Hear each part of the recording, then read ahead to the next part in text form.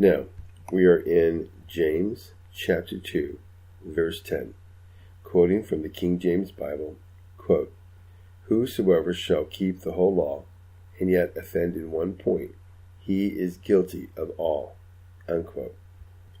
Looking at this verse in an older translation, the King James Bible was written in 1611. I'm now going to read from the Geneva Bible, which was the most popular Bible in the 1500s, all the way until the King James was written. I'm reading from the edition of 1599, quote, "Whosoever shall keep the whole law, and yet faileth in one point, he is guilty of all," unquote. I decided to go even further into the Wycliffe translation, which was done in the 1400s. If you don't know anything about John Wycliffe, you really do want to do some research, watch the video on him. He's a fantastic man. Here it is. I'm going to read it as best I can in English, our English, not back in the 1400s English. Quote, "Whosoever keepeth all the law, but offendeth in one, for whosoever shall keep all the law, so offendeth in one, he is made guilty of all," unquote. Now, let's start looking at this. I'm going to read the Young's literal translation, and then we're going to parse this. Quote, "For whosoever the whole law shall keep, and shall stumble in one point, he hath become guilty of all," unquote. Now, let's look at this and parse it in the Greek. For whosoever shall keep. Now you parse this out in the Greek.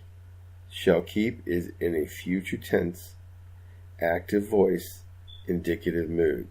So that means that you, looking at you doing this in the future, like in the next minute or thereafter, and it's a fact. So it's a future fact from you. Shall keep the whole law, and yet offend. Now let's go ahead and look at the dictionary on this one, offend. In the dictionary on this, it says to stumble, to err, to make a mistake, to sin, to fall into misery, to become wretched, to offend. Now this is also written in the Greek in a future tense, active voice, indicative mood. So in other words, it's going to happen by you, and this is a fact. So whosoever shall offend. So shall you? Let's continue. One point he is. Now, point he is, that is a phrase that's used only in James, only at this time in the King James Bible, in the Greek. Parsing that out, it is second perfect tense, which is the same as perfect. It's active voice and it's indicative. What does all this mean? It means that it's talking about, you, and it's an active action, and it's a fact. In one point, he is guilty of all. Okay, I've been looking at this verse, and I've always wondered about this verse. To me, it seems like this is pointing out, if you look at it, God's abundant mercy for us, because we're not perfect yet. Let's look and see what John Gill has to say about this. Quote, "For whosoever shall keep the whole law," unquote, or the greatest part of it, excepting only in one point as follows. Adam, in a state of innocence, was able to keep the whole law. But by sin he lost that power, nor can any of his offspring now keep it perfectly. They are all transgressors of it, and liable to its penalty. Unregenerate men are not obedient to it, and have an aversion to it, and despise it, and cast it behind their backs. Regenerate persons, who love it and delight in it, after the inner man, do not keep it perfectly. The several parts of the law may be indeed, kept by a believer, and that sincerely, but not in a perfect degree, for in many things they all offend. Christ only has perfectly kept it, and is the fulfilling end of it for righteousness. Men of a pharisaical disposition may think they have kept it holy, as the young man in the gospel and Saul before his conversion. But this is a fancy and a sad mistake. The case in the text is only a supposed one, and, as it is here put, implies perfection, but it follows, quote, and yet offend in one point, unquote.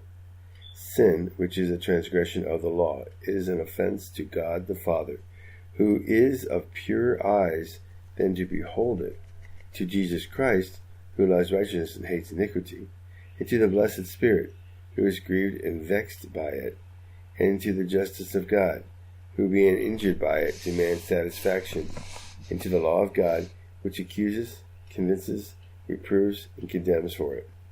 The word uses signifies to, quote, fall, unquote, and designs more than stumbling, even in open breach and violation of the law, and which being made by any in a single instant, quote, he is guilty of all, unquote.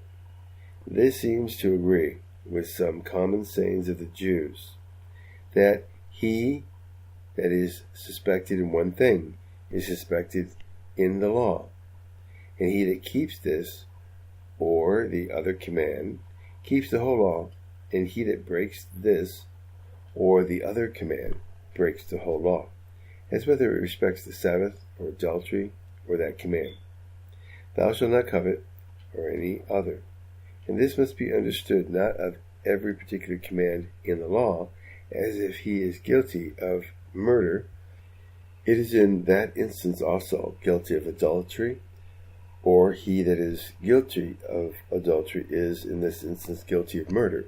But the sense is that he is guilty of the breach of the whole law, though not the whole law, as he that breaks any one condition of a covenant, which may consist of many, though he does not violate every condition, yet he breaks the whole covenant. So he that transgresses in any one point of the law breaks the whole, commits sin, and is deserving of death, and is treated by the law as a transgressor of it. Let it be in what instance it will, but it does not follow from hence that all sins are equal. As the Stoics say, for there are greater and lesser sins. Let's look at John 9:11, quote, Jesus answered, Thou couldst have no power at all against me, except if it were given thee from above. Therefore he that delivered me unto thee hath the greater sin, unquote. Though not some venial and others mortal, for the wages of every sin is death, nor that the punishment of sin will be alike, as all sins are punishable alike by Draco's law, but not by the law of God. See Matthew chapter 11, verse 22. Quote, But I say unto you, it shall be more tolerable for Tyre and Sidon at the day of judgment than for you, unquote. But this may be fairly concluded from hence, that there will be no justification in the sight of God by an imperfect obedience to the law, or by a partial righteousness. The law requires perfect obedience, and in failure of that, though but in one point, curses and condemns. And likewise, it may be inferred from hence that a man is not at liberty to obey and neglect what commands of the law he pleases, but should have respect to them all, which seems gladly the design of the apostle, as appears by the following. That ends John Gill's commentary on James chapter 2, verse 10. I might want to say a couple things here. I go through to prepare for each verse. I take a listen to Dr. J. Vernon McGee on Through the Bible. I listen to his program on the verses that are being looked at. I look at other versions of the Bibles to find out what it all means. I parse out the Greek. I look at John Gill's, sometimes other commentaries. This verse here seems to be pointing out that There are none righteous, no, not one, not one person. You may think in your mind, you may be extremely narcissistic in your mind, thinking that you are righteous, and you have not broken any of the law, nothing that's going to send you to hell, because you are a very righteous, moralistic person. But in truth be told, you hold an egotistic heart, which, remember, that's the sin that Satan, Lucifer, or whatever you want to call him, the devil, caused to have his great fall. This is also pointing out in the opposite, God's great mercy for us. For when we become saved and believe in Jesus, and we're not perfect, God is our Father. He's not going to throw us away because we screw up.